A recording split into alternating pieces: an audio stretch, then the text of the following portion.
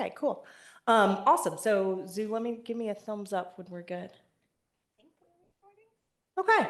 Hey, there's a red light going on. Yeah, no, welcome. Thank you, Zoo, for all the introductions and for all of the amazing events that I know we have coming up. As she said, I'm Ellie Reed. I'm the co-chair of the ATX Women in Product chapter, and we're only as good as everyone who shows up to these events and helps and volunteers and hangs out. So thank you all for being here. I'm honored to be the moderator for this panel tonight. We're very excited. This is the first event like this that we've been able to do. And we're gathered here today in the lovely Atlassian space. Katie, thank you so much for the hospitality.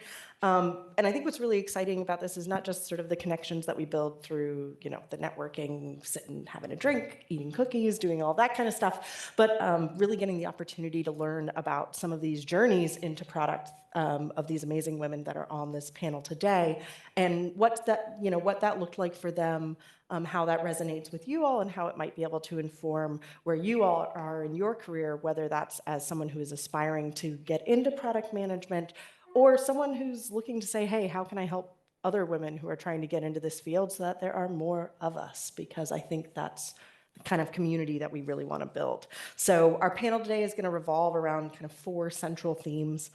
The first one is everybody's sort of unique journey into product management, showcasing the different myriad paths that we take to end up where we end up.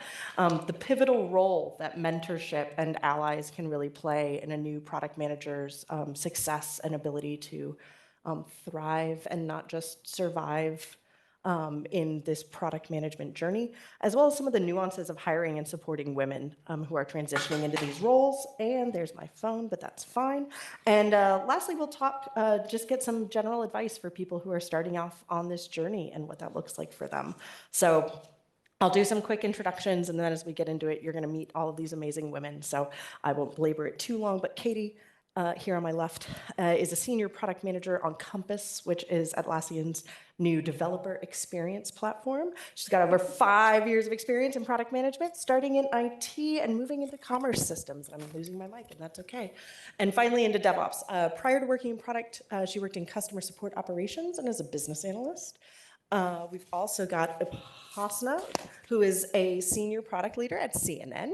She works on the core platform team to build the technology that delivers breaking news to the world. In addition to her full-time role at CNN, Upasana regularly shares her insights on career development, leadership, mindful productivity, and product management as a content creator, keynote speaker, advisor, investor, and writer for CNN. We've also got Efrat, who's a product leader at Dell with more than 20 years of experience in software design, customer experience, and cross-functional team leadership, passionate about building products that solve real-world problems and make a positive impact on people's lives. And finally, we've got Shambhavi, who's an experienced product leader and educator who began her career in software engineering. She's got a proven history of successfully launching scalable products in personalization, MarTech, and conversational AI areas at Amazon, Groupon, the Home Depot, and Sears. Currently, she runs Mentor Me Good, a platform that helps people land their first or next dream product role. So, pretty heavy hitters up here on the panel with me. I'm only a little bit intimidated. But let's go ahead and dive in. We've got a kind of flow here trying to really be able to get at some of these journeys that we'll hop into. I want to start with Upasana. With your background in digital search, you transitioned into a product leadership role at CNN. Could you highlight some of the key milestones in your journey into product management? Yes, I think this is a great question to start off with. Thank you all for being here. This is a story, and I think the key takeaways are really going to come further down the discussion. So before I became a product manager at CNN, I was working here in Austin at Ziff Davis as a search and data architect. And Ziff Davis is a big publishing company that owns PC Mag and IGN and Mashable, a lot of publishing platforms. And so I was working on the re-platform and re-architecture of one of our content management systems, and one of our stakeholders on Mashable came over to consult and help us because he and his team, he was a VP of product, had just done it on their team at Mashable successfully. One day after a meeting, he messaged me and said, hey, have you ever considered a career in product management before? And I said, nope, I don't even really know what they do. And it seemed like a very unattainable and mystical career to me. I didn't have an MBA, I did not have an engineering degree, and everything that I had done in tech at that point was self-taught. And when I said, no, I don't really know what they do, and no, I have not considered it, he said, well, you're already doing most of it. And he said that at a time in my career when I was very hungry to do something else, but I didn't know what that was. I was very content with my role as a search and data architect. I loved my coworkers, I loved my team, I was getting paid well, but I was pretty bored. And I was like, this can't be it. Like, there's gotta be something else, and I don't know what it is. So when he messaged me and said that, that was like really piquing my first sense of curiosity in product management. Over that summer, two of my other mentors also mentioned product management to me, all separately of one another, independently of one another. And I was like, okay, 3 people I really respect are telling me to look into this field. I should take it seriously. A month later, my colleague, our VP of product, left to go to CNN. And he reached out to me and said, would you like to come work on my team? And I was like, what? Are you serious? He's like, yeah, I have open role. I want you to come if you're interested. It's like, I'm not a product manager. I don't have experience. Like, what do I need to do to get there? He was like, come here and you'll learn. It's like, okay, let's do this. So off I went. And that is how it happened. When I asked him later, after we had gone through the onboarding process and everything, why did you take such a huge chance on me? He said 2 things, very simply. He said, 1, your relationship building skills, and 2, you get shit done. That's all you really need. Everything else you can learn. The technical stuff you can learn. The platform side you can learn. It is very hard to teach things like relationship building and how to execute. And yeah, I think we'll talk about that more later, but that's how I got to where I am today.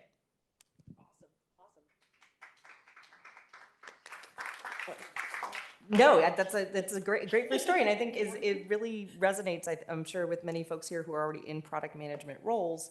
That there are traditional paths to them, and then there are sometimes when you just get yanked into the deep end, and what helps you be successful in that, I think, is a real factor. Who's around you and who's helping to drive those changes for you. Katie, shifting over to you. Again, thank you and to Atlassian for allowing us to be here. But can you describe your career journey, including your initial steps into product management, which happened here at Atlassian, right? And any significant turning points that helped shape your path? Yeah, absolutely. Thank you, everyone, for coming. I'm really glad we were able to host this, but I'm also more glad that you showed up. Yeah, so I did move into product management here at Atlassian. If we go back to college, I studied math in college and film studies, and I was completely convinced I was going to work in film. Spent the first year or so outside of college doing that, pushing that goal, and I realized I really liked having stable work hours, and I liked being able to go home at a reasonable time. So at that point, I had been so focused on film that I had no idea what else I was going to be doing. So I got a job at a startup in customer service, and I eventually moved into logistics management. It was like a vacation rental, so we had all of these cleaners and runners and drivers and things in the field, and my job was to manage the software that told them where to go. So that was my first opportunity to be like a software admin, and so I got to start customizing things and figuring out how to make it work. That product was Jira. Jira is not, surprise, made to be distributing people in the field, like telling cleaners where to go, but there's an add-on. You can really do anything with it.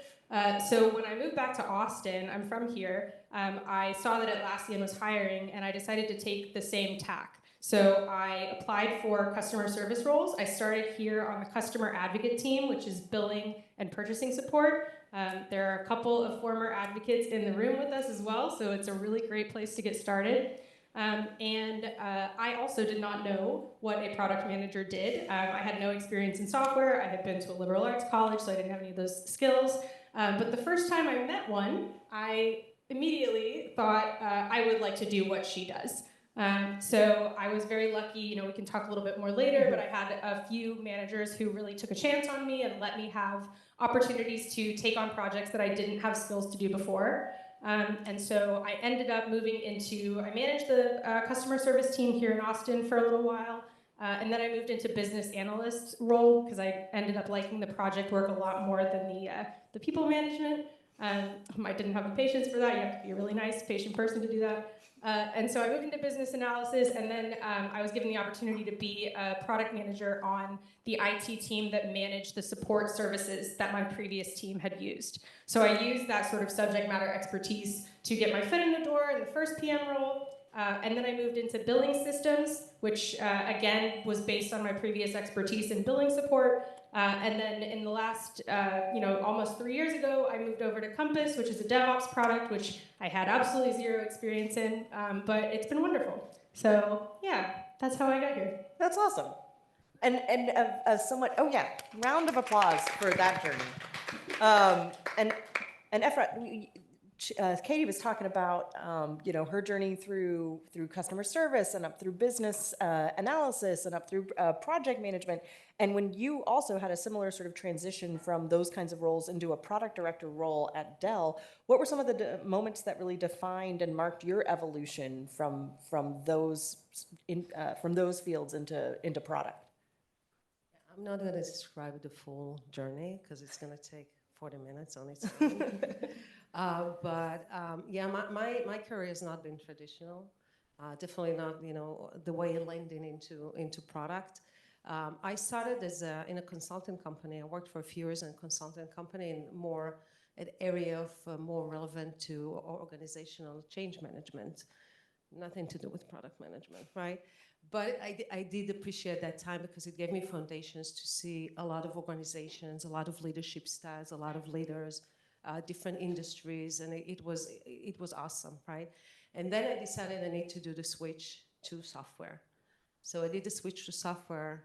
It cost me, right? It wasn't an easy switch, right? If we're talking about making moves in your career, sometimes you take a hit, right? Mm-hmm. It could be the benefits, it could be the level that you're on. I took that hit, right? Because I'm like, this is what I want to do. I want to go into the technology world. So I did that, started as project manager, did a few years as project manager, moved to product. And from there on, I guess there was a little bit of luck also, because personally also, I think there's an element of luck in anything in life, right? So in your career as well, meeting the right people at the right time of your life. So definitely when the move to Dell was a pivotal moment. Met some awesome people, mentors that guided me through the journey. So that obviously, of course, helped. No, absolutely, and I think mentorship has also played a huge role in your journey, Shambhavi. During your shift into product, did you have any mentors that championed your career and aided that progression? And now with your work with Mentor Me Good, did that inspire that path that you're on now ultimately, or what role did the mentors play for you? Yeah, absolutely. So I also started my product journey in a non-traditional way. I was an engineer and pivoted into product. I was actually well into the engineering path. I did my internship with Amazon, and it was there where I got visibility into product role. And I don't think it was even called product back then. This was 10 years ago. And I realized that I love to immerse myself into my customer's life and customers' problems, as opposed to the deep architectures and coding. And hence, I pivoted into product. And talking about mentorship, I think it played a critical part in my career journey right from the beginning. So I started with Sears Holdings in a associate product management like program. So it was a rotation-based program. And after my first rotation, when I was thinking what team to join, like in my second rotation, I had a mentor who gave me a really, really good piece of advice, which was thinking about not just about your next role, but the role after that. And she pushed me into thinking, what do I really want in long term? And I really wanted to get into machine learning and AI powered product.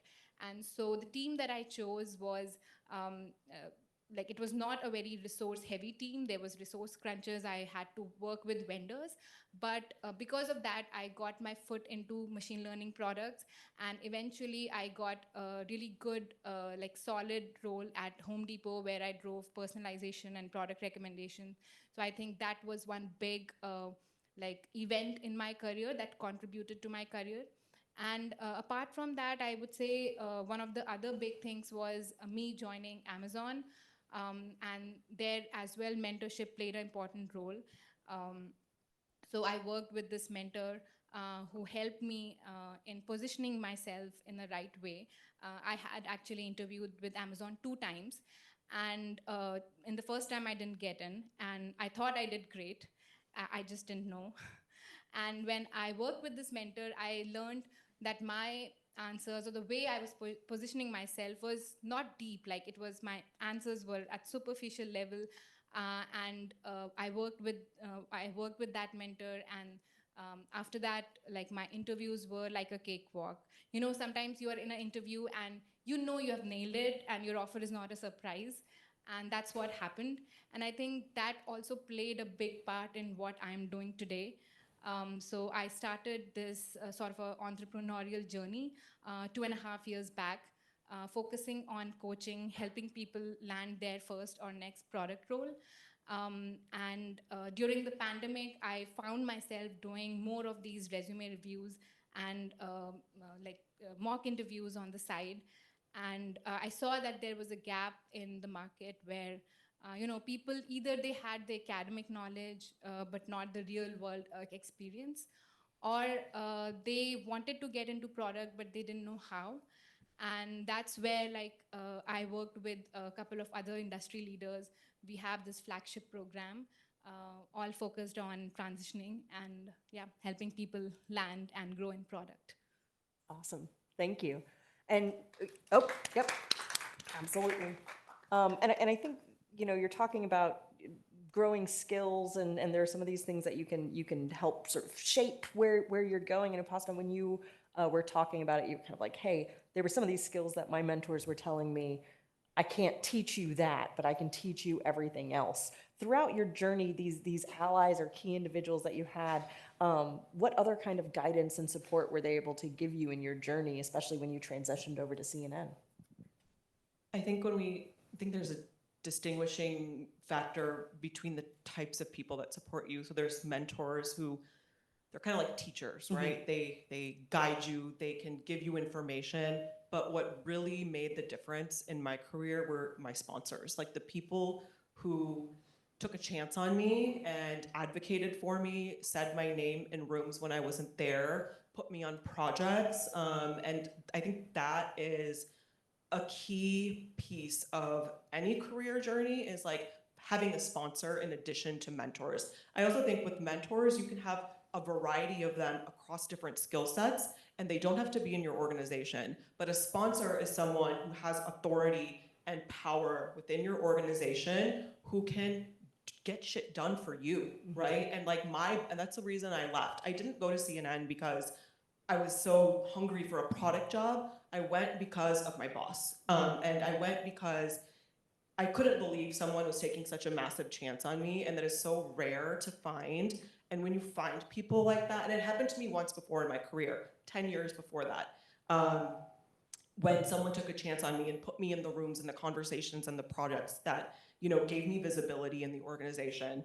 And I think it's important to have both. So when I think of those really pivotal career moments, it is really the sponsorship that was life-changing. And the interesting and difficult part about it is sponsorship is earned.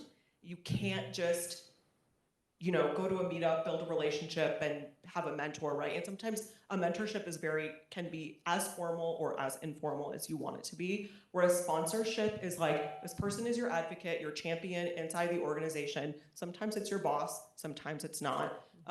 And I think it's really important to differentiate between the two, and figure out the path to finding who can be a sponsor for you inside of your organization to give you that visibility. And I think for women in tech and women in product, that is way more important than having mentors. Yep, that makes a lot of sense. Have you sponsored people?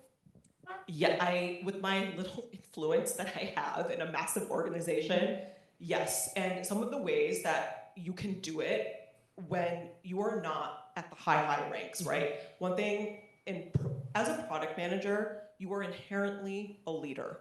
And you don't have to wait until you reach the top to become a leader, or you don't have to wait until you attain a certain title to become a leader. You can be a leader in any capacity. And so I think going in with that mindset is really important when you think of how can you be a sponsor for others. So one example recently, I am on maternity leave right now, so these things are a bit dated. But earlier this year, one of my delivery managers, our project managers are called delivery managers at CNN, reached out because she was seeking a promotion, and she and I were talking, and I said, you know what I think would be really helpful is I can write a letter of impact or a statement of impact for you and send it to your boss, because we all know each other, but I want him to know exactly what you contributed as my delivery manager. So I wrote her a statement of impact.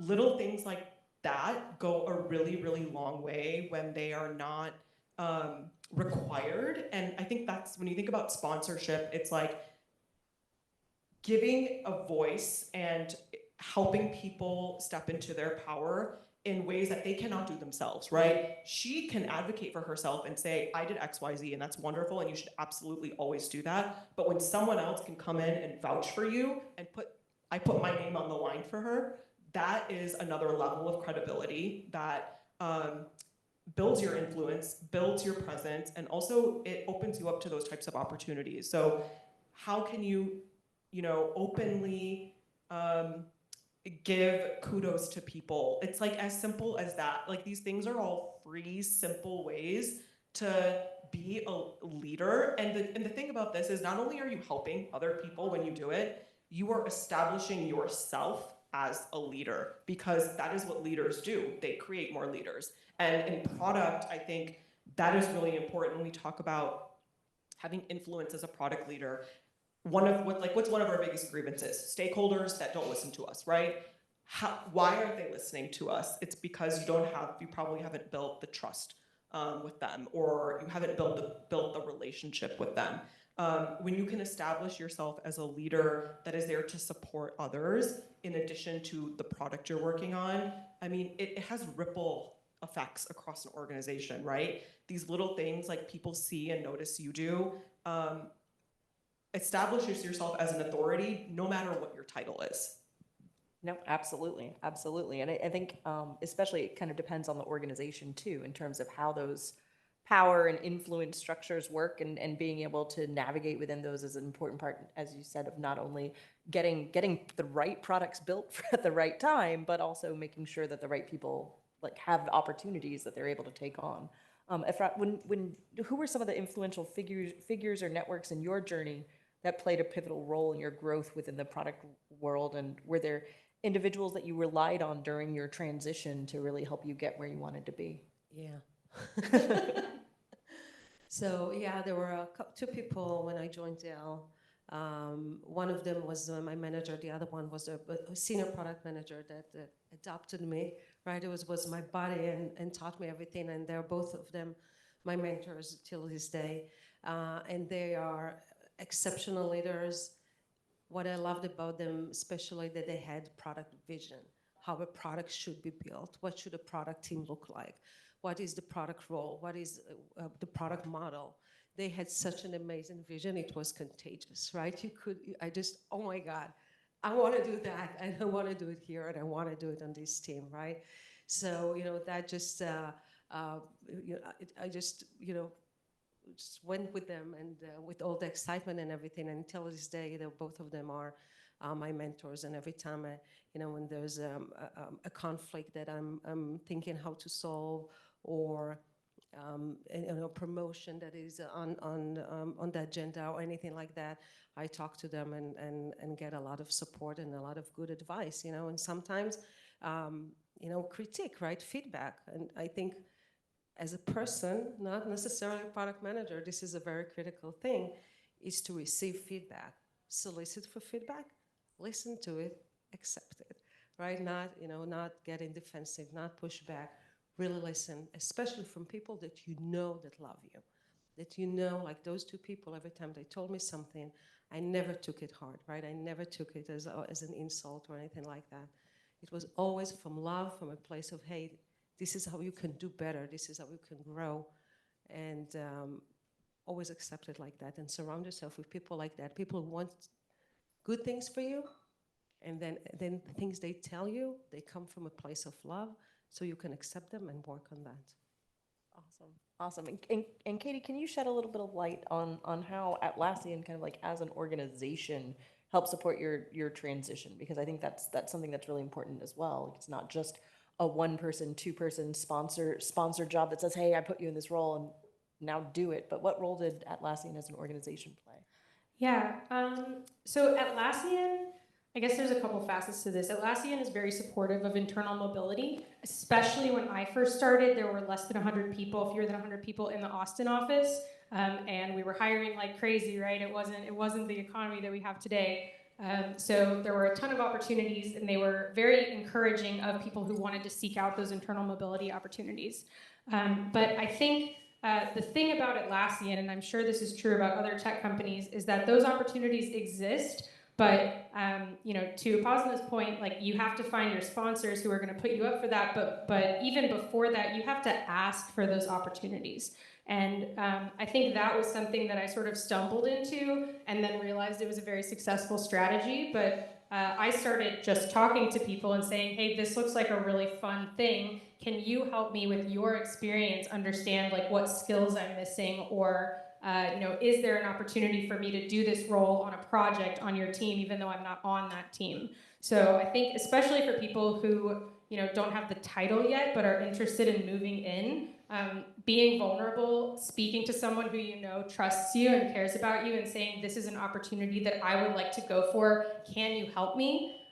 That's worked wonders here. And I think to Efrat's point, finding the people who are going to support you and taking that feedback with love and not taking it personally. So it was kind of a combination of both of those things. I think I did have a series of exceptional managers and sponsors who were willing to take that risk and let me do work that I had never done before. But I did most of the legwork, right? I asked the questions, I figured out what skills I needed to build, and I ultimately qualified myself for those roles.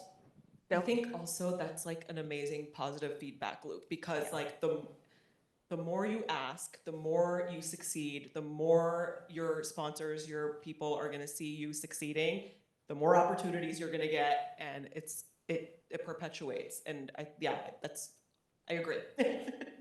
Well, it seems like it becomes sort of a virtuous cycle in and of itself, because you build your own credibility and your own sort of the people that I coach in my leadership role, I tell it, hey, we're building your legend, the legend of X, the legend of Y, and here's how your legend could unfold in the next year, and you're going to achieve these amazing things and 7 others that we haven't even thought about, and then next year you're going to do these amazing things, and being able to say, hey, this is not just about what you're doing right now or how hard it is or how easy it is, but like how it's going to play a role in your future.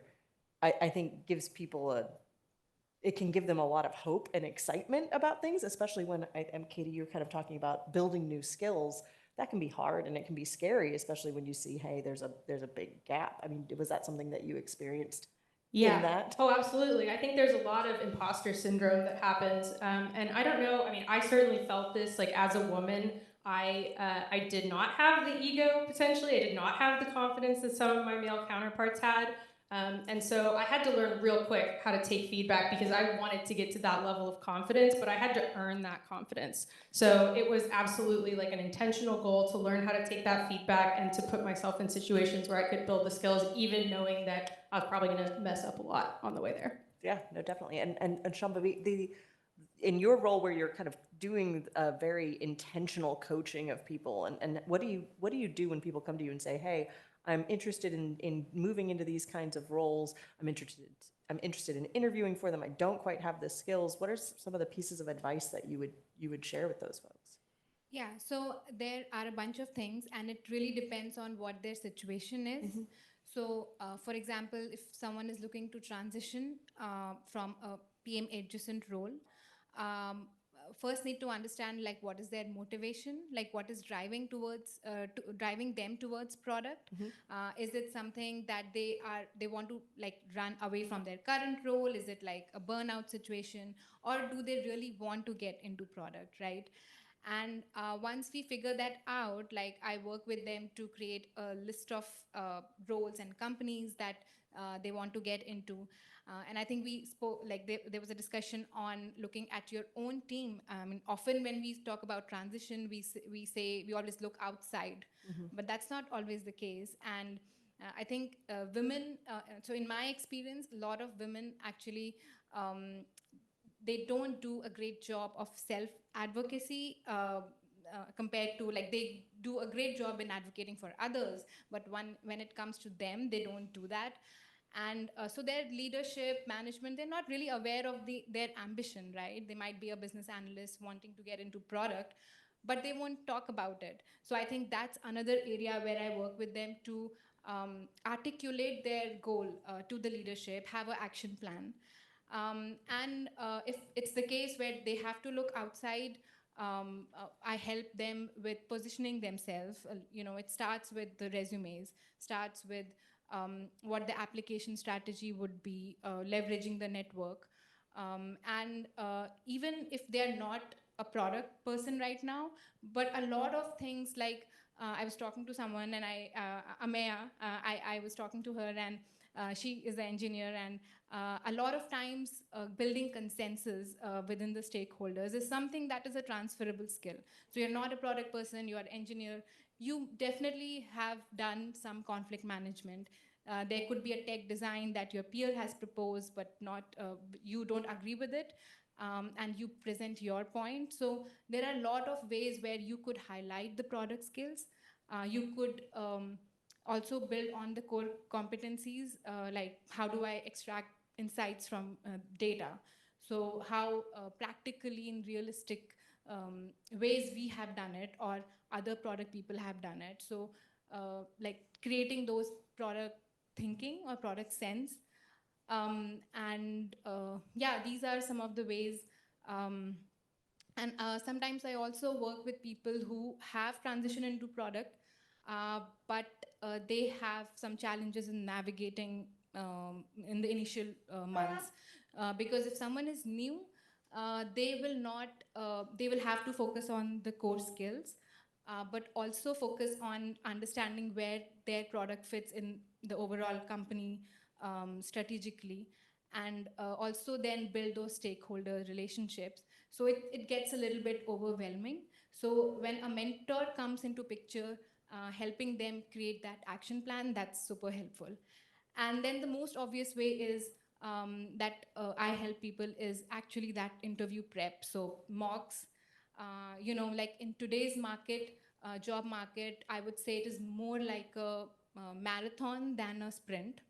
So, several months ago, you could do an intense effort and get multiple offers, but now you have to play the game longer. And so, a mentor would help you keep, like, build that motivation, provide you that safe space, um, make you accountable, and be in that journey, however longer, even if it is taking longer. So, I think those are some of the ways that I work with people. No, that's great. And I, you're talking about, some of the areas where, especially someone going into a new role in a new organization, you've got a lot of learning curves there, both the structures, the products themselves, how things get done, as well as sort of new product things. But Efrat, in terms of your movement, you capitalized on sort of the network, it sounded like, that you had built within Dell, and as you kind of continued to move up from a leadership position, are there things that you do to help other women that you may see around you sort of like transition into these roles? What do you think are some of the key support structures that kind of need to be in place for people to be successful with those kind of movements? First of all, Dell is it's a very supportive place because internal moves are very much supported, right? And because it's a big org, there are a lot of opportunities, and so there are a lot of people from different organization than, well, I'm on the e-commerce side. So there are a lot of people, other teams that work with the product team that get exposed to the product team, right? So they have now a way to reach out and say, hey, this is something I'm interested in. Maybe there's an opportunity for me. And then because we know them, right? Because there's a person, there's a relationship then with those people, and we know what they can, what they can't, we can understand the gaps. We can either, sometimes it's not a good fit, but sometimes, oh my God, yes, this is gonna be awesome. Here's what you need to do. Here's what I would like to see more of you doing, right? And absolutely, and we've transitioned. We have people on our team from content management that became product managers, from merchandising, from engineering for sure, from all over. So it's great that Dell has this setup. Of course, also because it's a big company, right? We have programs, we have leadership programs, mentoring programs, trainings, all of that. Specifically, if I'm trying to relate specifically to the women's side, because this is true for men and women, right? Like two things that I think, one makes women, I think, the best product managers. And one thing that I always encourage, especially women, to focus on more. So the thing that I think makes us good is our soft skills, because product manager is being a diplomat, right? Everybody needs to be happy, right? Your engineering team, your stakeholders, your managers, your leadership, everybody, you need to make somehow everybody happy about everything, right? So all those soft skills, being the glue, bringing, finding the compromises that everybody can swallow, right? This is absolutely, women are best at those skills. So this is why I vote for women. Many things, but that's, I think, one of a strong one. And the thing that I encourage women to speak, to work on many times, right? This is very general statement, right? Is having a point of view. So this is, as opposed to other roles, project manager, engineering, they're not expected. They might have a point of view, they might not, that's okay. A product manager has to have a point of view. This is what you're being paid for, to have a point of view. You need to have an opinion. You cannot run away from that. Right, at least in the product organization that I work in. So, and sometimes I see, women finding it hard, to speak up and to say, hey, this is the right thing to do, right? And this is why, A, B, C, and convince people. So definitely encouraging everybody who's interested in this area, and especially women, to speak up, have a solid case, why this is what your opinion, and say it. Yeah, absolutely. And plus, it sounds like some of those traits were the ones that got spotted in you. From a hiring standpoint, when you're building out teams and expanding and doing different things, what traits or signals do you think hiring managers should prioritize when considering women transitioning into product roles from other sectors or adjacent disciplines? I think of this question. So I was on Lenny's podcast earlier this year, and he asked me a really good question, which was, what's your favorite interview question? And this will answer your question. I know this is like a very roundabout way of doing it, but what is something that would not exist without your initiative?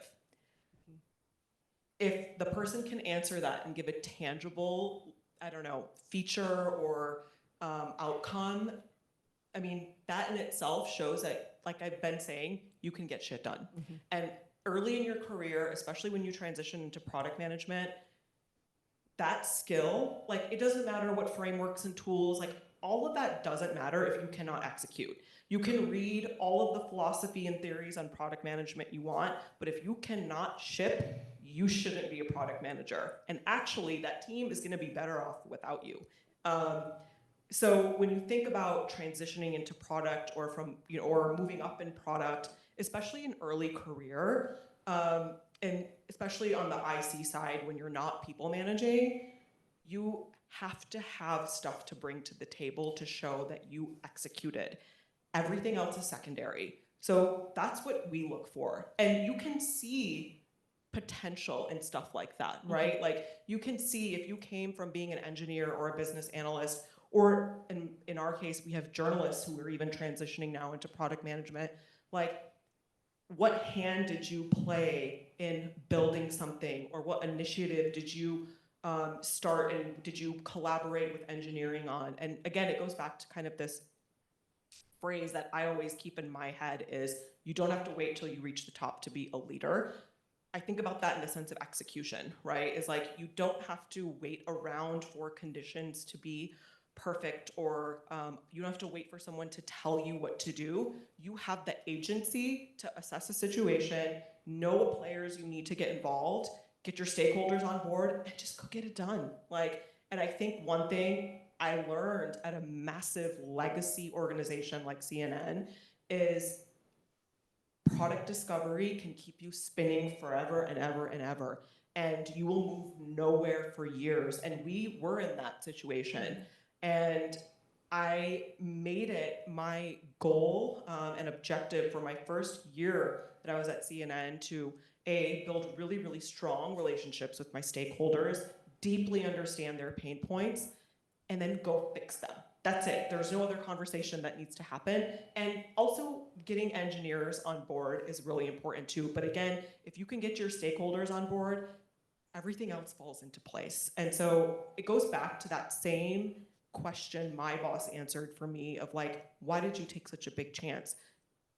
High agency, getting shit done, and relationship building. Everything else, like, I will die on this hill, is secondary. Nothing else matters if you want to transition into product management. And there's so much, like, again, theoretical information about how to do X, Y, Z through a certain framework or a certain formula, or use that tool. It doesn't matter. A framework isn't going to save your life. A tool isn't going to save your life as a product manager. You just have to know how to, like, get shit done, make decisions quickly, build relationships, and also be okay with failing, because failure gives you feedback, and that's how you build confidence as a product manager. It's like, okay, well, what's the worst that can happen if I do this? Usually it's not that big of a deal. And I say this as someone who works on breaking news, where time is of the essence, and we have to move very, very, very fast. And we don't have time to spend on, you know, the little granular things on a feature. Like, we have to ship. And if something is not gonna work, like, weighing the trade-offs very quickly is really important. And if you do fail, how do you quickly retro and fix it, right? Like, what are those guardrails you have in place? Failure is a gift. Like, people say feedback is a gift, and failure is also a gift because it gives you feedback. And when people think about, you know, even building confidence, like, how do you build relationships? How do you build influence in your communication and relationships? You can't do it if you've never failed, if you've never tried. And so I just want to go back to another thing you were saying too, is getting yourself on those projects where you have the opportunity to do those things. Yes, those sponsors are important, but you have to fearlessly advocate for yourself and say, that's the thing I want to do. How do I get there? And sometimes it's actually that easy, because so many people don't do that, right? Like, you stand out so far just by vocalizing that you, like, leapfrog so many people by saying assertively, this is what I want to do. Can I go do it? And I want to give one quick example of that as well. Is we built a very short-lived streaming service at CNN a couple of years ago called CNN Plus. Rest in peace. It was built using the same technology platform that we build for our core technology, and like our app and our website and everything. So my boss was coming to me and saying, are you interested in this? Or do you want to go work on this streaming service? It's the same platform, you know, it's an extension of our platform. It's like, no, actually, I don't want to do it, but I feel like I really need to do it, because I don't think I'm gonna get this opportunity ever again to build a streaming service from scratch. I was like, if I do it and I hate it, what happens? Can I come back? He was like, yeah, go do it. And I did it. I hated it. But I learned so much from that epic failure. From a product and technology standpoint, it was a success. From a business perspective, it was a failure. But just putting yourself out there in situations that you normally wouldn't, and just by merely asking, you set yourself apart significantly. So just TLDR, execute, and mindful communication and relationship building. No, it makes a lot of sense. And just being able to be out there to ask and to ask for what you want, to advocate for why you should be there, to have support along the way. There are just so many things that help make that successful transition for people. And knowing when you don't have one of those pieces and how to go get it. I mean, Katie, kind of moving into the advice for people that are getting into this transition, potentially into product, away from product, wherever you're transitioning to in this world. What guidance would you offer to women who are aiming to establish themselves in product roles that they haven't held before? That is a great question. So I think this is also somewhat related to what Upasana was saying, but I'm a little bit of a broken record internally about this. I embrace the ignorance. So that is sort of my mantra here. It's how I moved from commerce systems, where I was this, subject matter expert, into Compass, where I did not know what I was doing. I knew how to be a product manager, but I didn't know how to do anything else within this space. And I think, number one, the most important thing you do as a product manager in general is listen. You are listening to your customers. You are listening to your stakeholders. I should not be the loudest voice in the room. You have to have a perspective, to your point, but you also should be listening to the people who are going to buy your product, who are going to use it, or business requirements that you have to meet, like revenue goals, that kind of thing. So when I was interviewing for the Compass role, I was very straightforward about what I did and I didn't know. And I knew that the team already had subject matter experts in the area of DevOps that had been hired. So I pitched myself as the opposite of that. I said, you've got people who know how DevOps works inside and out, but you don't have someone who knows the craft of product management and can get a team disciplined into shipping on a regular basis. I can learn all of that stuff. I actually think it's an asset, because if you don't have a preconceived notion of what what your customers want, you actually have to listen to them, and they will tell you what they want. I totally fell into this trap when I was working on commerce systems, right? Because I had worked with customers for so long, but that knowledge gets stale as soon as you move away from the direct interaction with the customer. So my advice when people do want to move into product is, number one, hone those skills, right? You have to be able to build relationships. You have to be able to execute, like you said. Be open about what you don't know and see if that can become an asset in your role. Because again, if I am talking the most in a meeting, it is not a successful meeting. I should be speaking the least and then using all of that information that is shared with me to formulate my decision. So I think, women should be confident when they're going for these things, because you don't have to have everything, and it's just a matter of messaging how your personal experience is going to contribute to a role. And it can be hard to find that, but you have to be vulnerable and you have to be open about the things that you're going to be great at and the things that you're still learning. And that's what people are looking for most of the time. They just want somebody who's going to put their cards on the table and be ready to work. Yeah, absolutely. I mean, that get shit done mentality, as we're talking about, I think is really, really critical. And Shambhavi, drawing from your experience, what nuggets of wisdom would you share with the audience or with any woman sort of venturing into product, especially those maybe from like more of an engineering or like a technical background? Yeah. So let me answer this in two parts. The first part is for people who are yet to make that transition. And I think the key piece here is to show your interviewers that you can already do the job. And here are three ways how you can do that. So the first one is actually build a product, grow it, and build a narrative around it, and showcase that in your interview.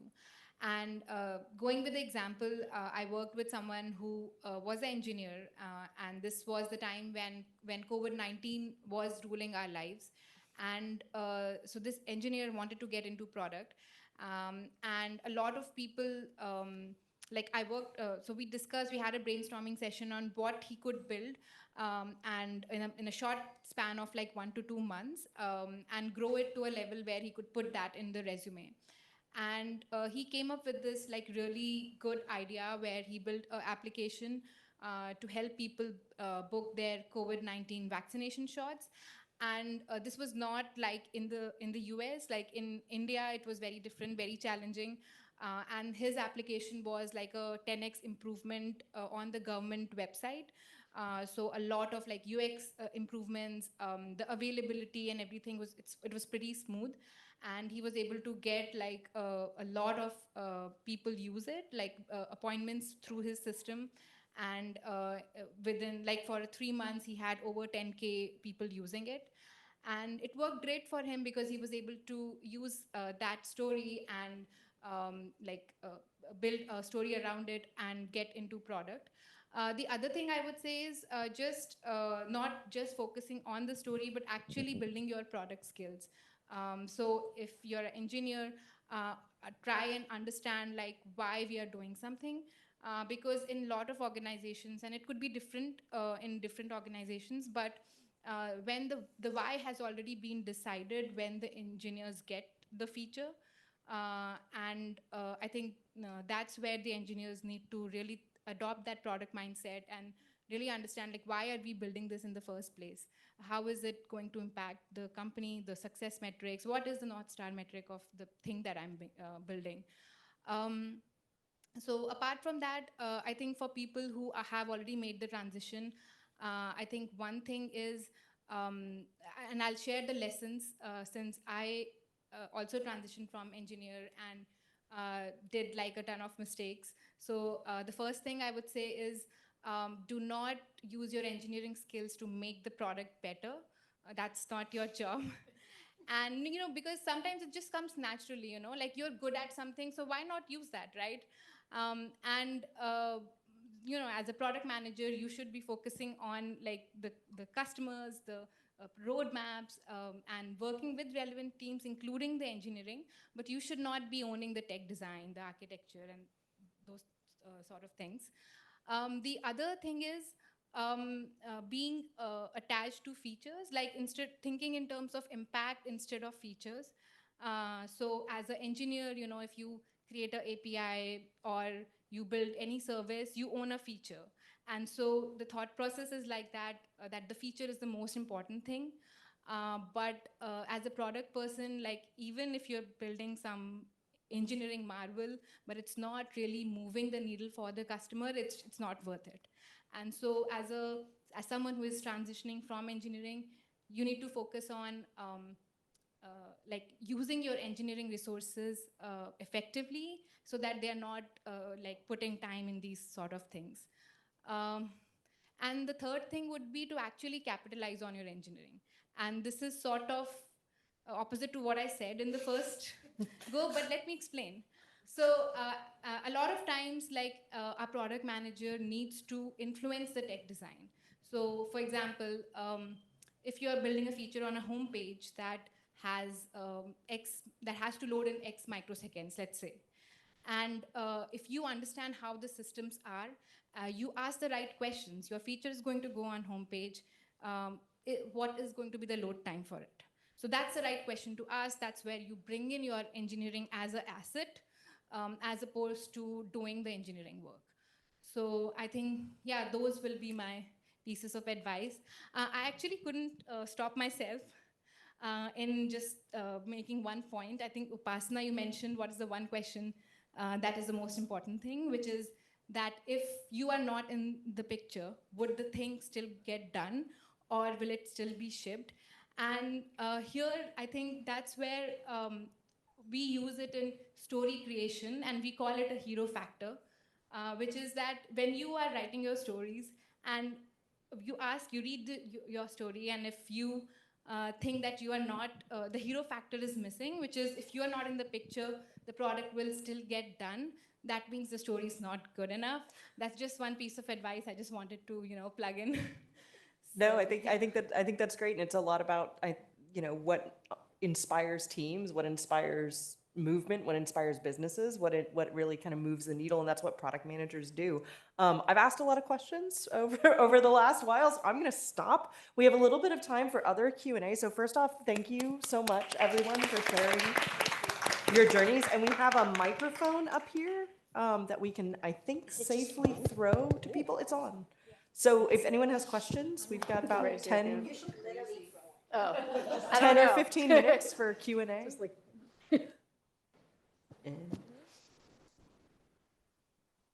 Oh.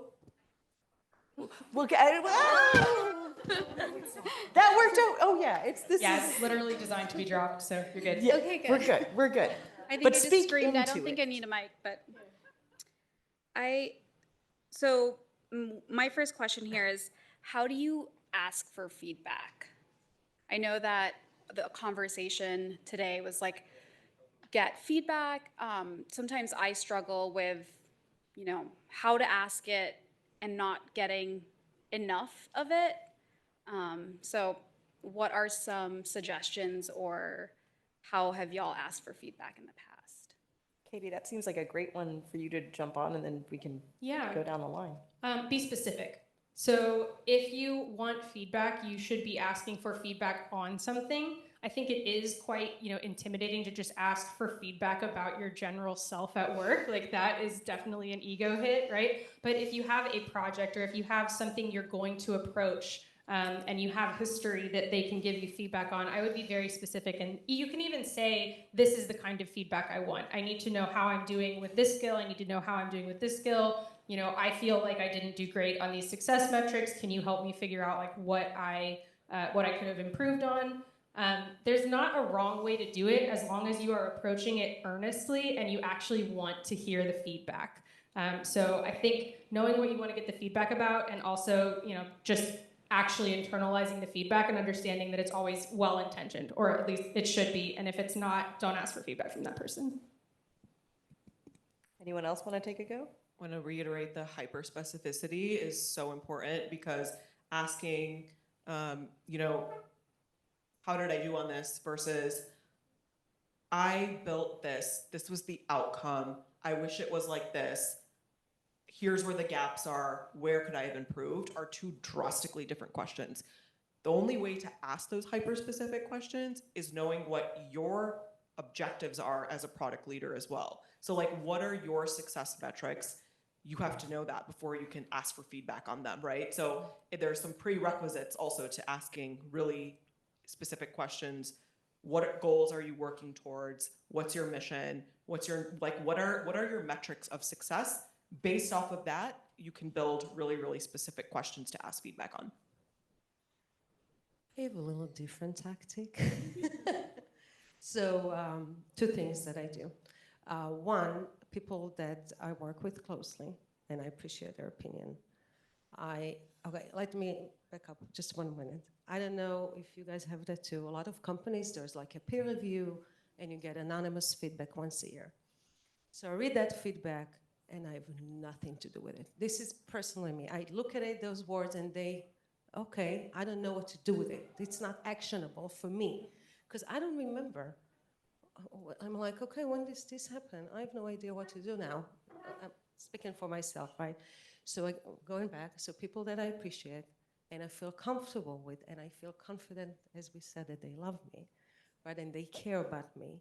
I just ask them, hey, it will be really helpful for me to get feedback on the spot, one-on-one, not when everybody is on the call, but like right after the meeting, if you can tell me what I could have done differently, what I did good, right? And I have those like 3-4 people. One of them is my manager, and I keep complimenting him for that every time he gives me that feedback. Like even today, right? This morning, there was a meeting, and afterwards said, you know what, I like the way you said it. Many times he said I didn't like the way he said it, by the way, many times. but I appreciate the feedback on the spot, because then I can take action. I understand exactly, I remember the words I used, right? And maybe, the intonation, whatever, I remember it, right? So that's one thing.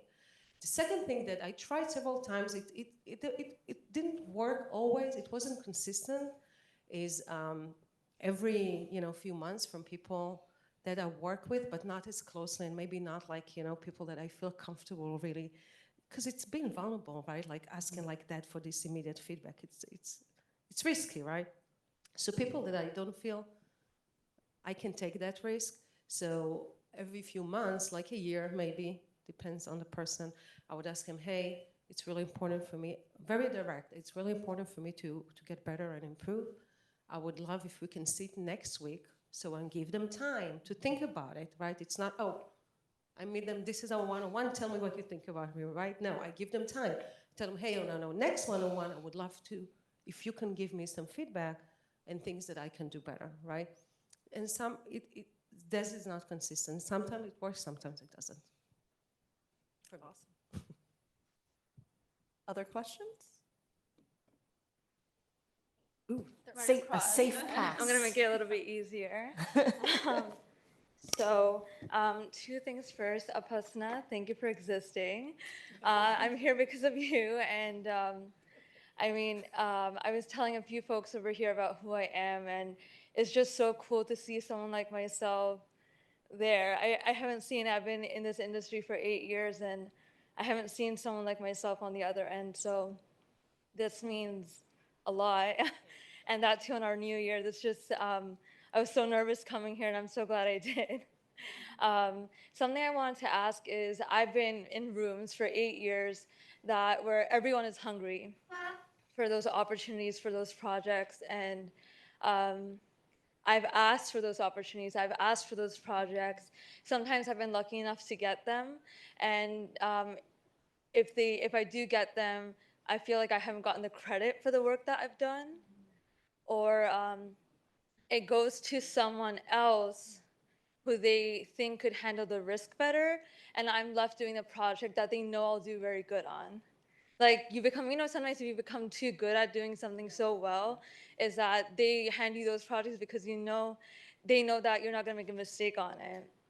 So how do you navigate these kind of work situations where everyone is hungry for those opportunities, everyone's asking for those projects, and it's such a competitive field, and the last thing you want to do is become bitter, right? You don't want to become resentful in the workplace, especially amongst women. I think women should be supporting one another. So how do you navigate those kind of situations? Ooh, that's a tough one. Apasna, you got any words of wisdom on that one? Sorry. It's a wonderful question, and I think all of us have grappled with that at some point in our careers. Some of us still are. I think turn the focus back to yourself and shut everything else out. Externally, what other people are doing or what they're asking for. And I think one of you guys touched on it earlier, but really focus on what is the value that you specifically deliver that nobody else can. Again, not necessarily going out and analyzing what everyone else is doing, but what do you bring to the table, and highlight that.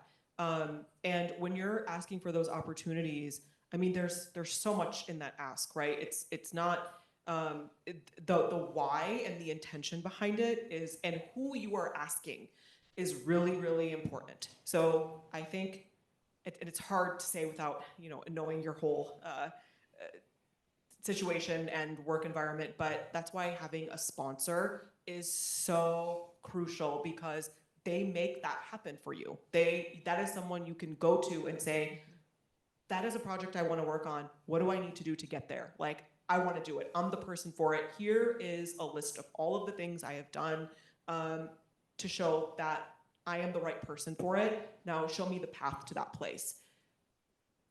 There is not an easy answer to that. It takes like failure and trial and error, and sometimes realizing that the people you thought that were going to be there for you in your work environment or ecosystem actually aren't the right people that you're talking to.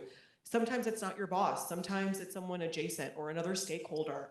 And that's why relationship building is so important.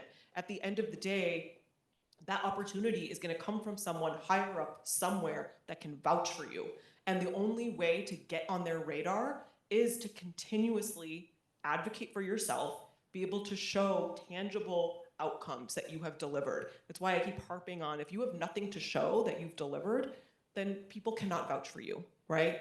And so I think it's a combination of those things. And I don't believe there is a clear-cut answer. I think it takes trial, error, learning things the hard way sometimes. But if you know that you have a list of things you have delivered, start talking to people openly and open yourself up to different teams, different stakeholders. And even if it's just, hey, I want to learn what you're doing, or especially as a product manager, tell me about the pain points your team has. Because sometimes we also think that the thing we want is the thing we want, and then we block out so many other opportunities, right? And I go back to that example of working on CNN Plus for me because I didn't want to do it. I was like not interested in it at all.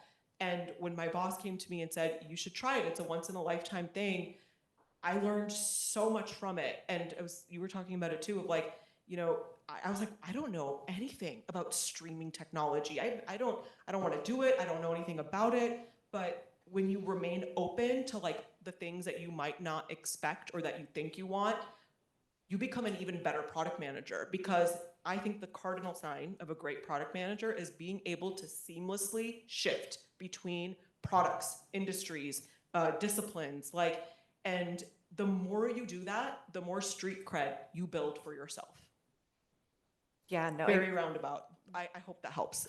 Absolutely. Thank you so much. No, and thank you to everyone who's up here. We've got about 15 minutes left till I think we've got to skedaddle out of here. So I want to make sure that we've all got time to sort of network and ask sort of individual questions if you all need. So I wanted to say thanks. Okay. I think we're good.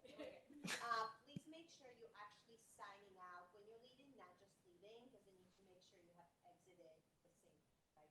So make sure you stop by the front desk to exit. And thank you so much. Excellent. Yeah. So thank you to the panelists. Thank you, Katie and Atlassian, for hosting us. I know the end of the year gets crazy. All those QR codes that are up and around have the different events that are coming up through the end of the year. So please do that. Please join our